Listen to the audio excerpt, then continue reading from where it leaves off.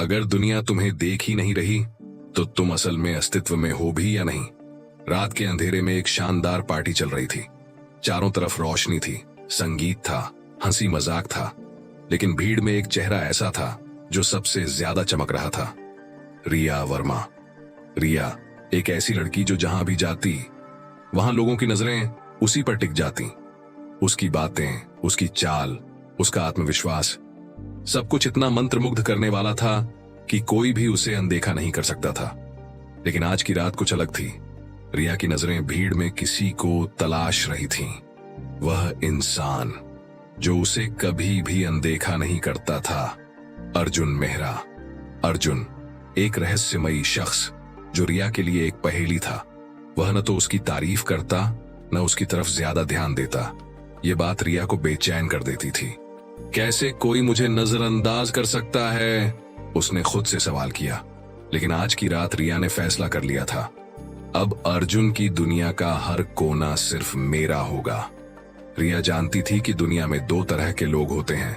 One, वो जो दूसरों के पीछे भागते हैं। दो, वो जिनके पीछे पूरी दुनिया भागती है।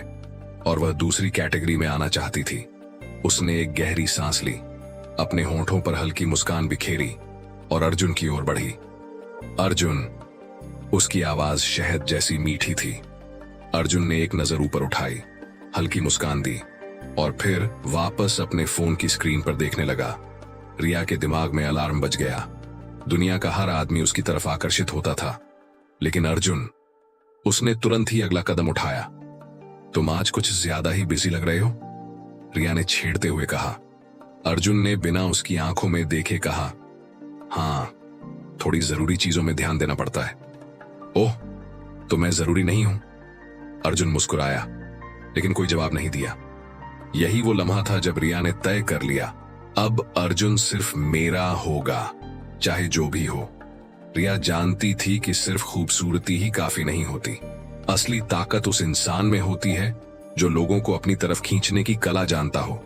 अगर किसी को अपनी तरफ खींचना है तो उसे तुम्हारी जरूरत महसूस होनी चाहिए। उसने अर्जुन की साइकोलॉजी समझनी शुरू की। अर्जुन ज्यादा बोलता नहीं था। वह आसानी से किसी की तरफ आकर्षित नहीं होता था। उसे चैलेंज पसंद थे और सबसे बड़ी बात, उसे वही चीजें चाहिए होती थीं जो उसके पास नहीं थीं। रिया ने एक नई रणनीति बनाई। अब वो अर्जुन का ध्यान खींचने के लिए वो करेगी जो उसने कभी नहीं किया था। अगले दिन अर्जुन जब कैफे में बैठा था तो उसने रिया को आते देखा, लेकिन वो अकेली नहीं थी। वो एक और आदमी के साथ थी, विवान। विवान एक स्मार्ट, आकर्षक और कॉन्फिडेंट लड़का। रिया जानती थी कि अगर अर्जुन को सच में उसकी परवाह है तो जलन से बच नहीं पाएगा। वो जोर जोर से हंस रही थी, विवान से बात कर रही थी और ऐसा दिखा रही थी जैसे दुनिया में अर्जुन का कोई वजूद ही नहीं है। अर्जुन ने एक नजर उठाई, हल्की मुस्कान दी और वापस अपने लैपटॉप में देखने लगा, लेकिन उसकी उंगलियां कीबोर्ड पर थम चुकी थीं। गजब, ये चाल काम कर रही है। रिया ने अगले कुछ दिनों तक वही पैटर्न जारी रखा। वह कभी अर्जुन को ज्यादा भाव नहीं देती, कभी पास आकर हल्की बातें कर लेती, कभी किसी और के साथ हंसती, कभी अचानक गायब हो जाती। धीरे धीरे अर्जुन की बेचैनी बढ़ने लगी। वो बार बार रिया की तरफ देखता।